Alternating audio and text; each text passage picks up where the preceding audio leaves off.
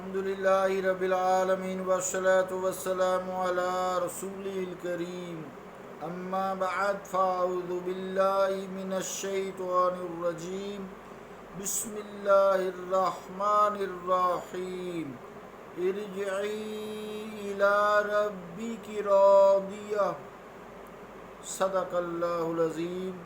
واجب الاحترام سامعین السلام علیکم ورحمۃ اللہ وبرکاتہ۔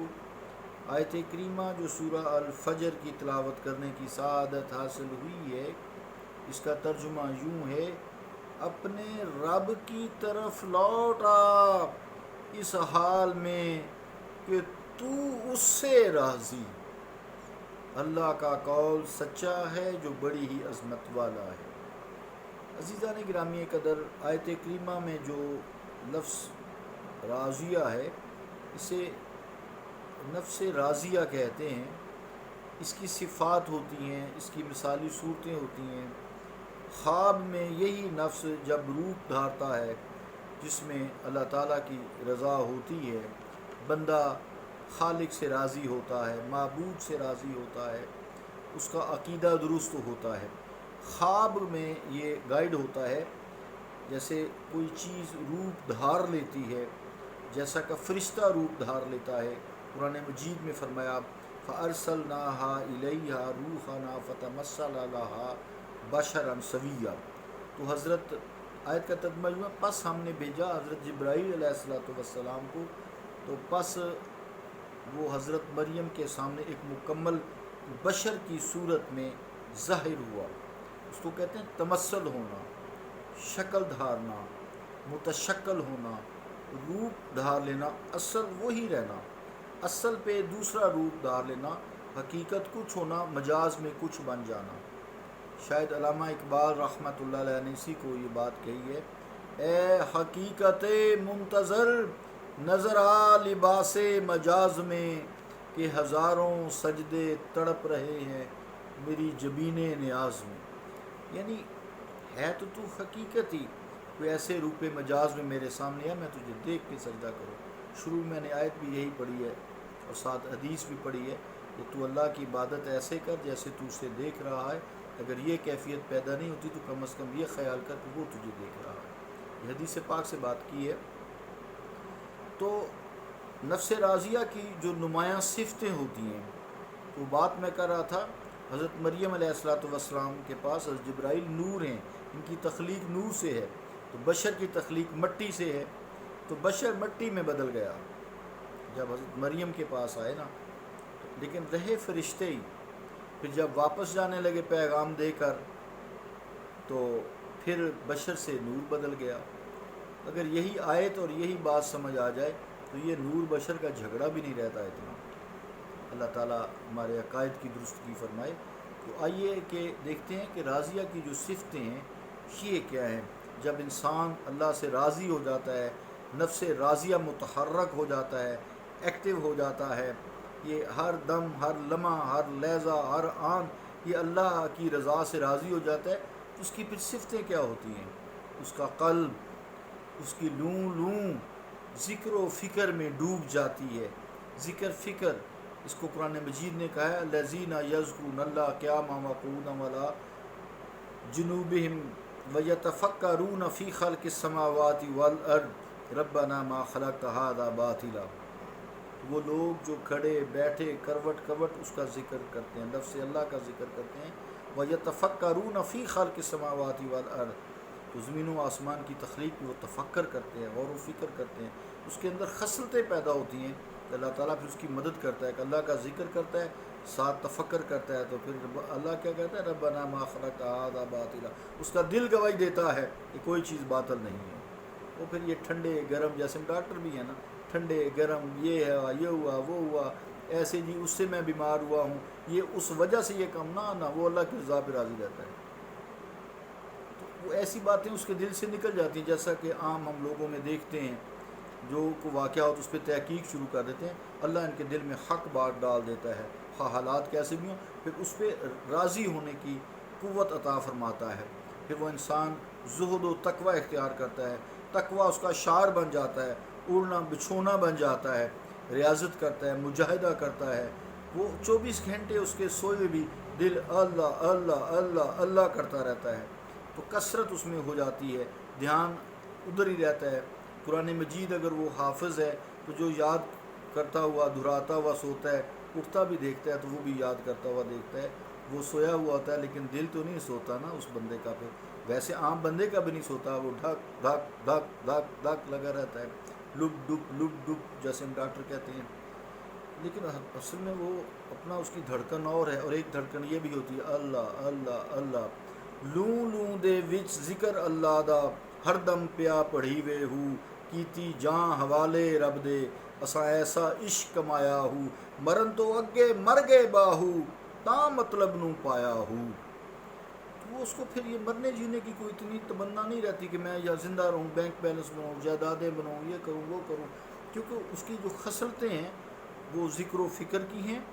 کوئی یہاں نہیں چھوڑ کے مرا، انبیاء کی وراثت ہی آج تک نہیں کی۔ بہرحال باتیں بہت لمبی ہوتی ہیں، میری اللہ فضل کرنے والا ہے۔ تو وہ دنیا سے بیگانہ، وَمَا الْحَيَاةُ الدُّنْيَا إِلَّا مَتَاعُ الْغُرُورِ، اور دنیا کی زندگی سوائے دھوکے کے کچھ نہیں ہے۔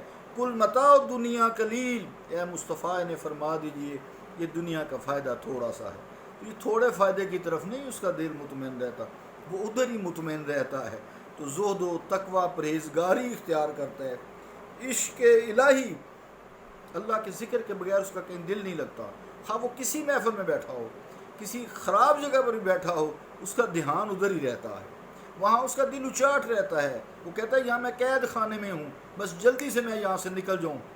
تو عشق الہی اس میں موج زن ہوتا ہے، جیسے سمندر میں جو ہے، جیسے سمندر بھنور لہریں ہیں نا، لہریں، تو یہ سارے میں پڑھائے ہوئے پیچھے آؤں گا انشاءاللہ، میں جب اس میں آؤں گا واپس تصوف میں، یہ تھوڑے سے اختلافی مسائل رہ گئے ہیں وہ میں ذرا پورے کر لوں، مزہ آئے گا جب ہم روح کے متعلق پڑھیں گے۔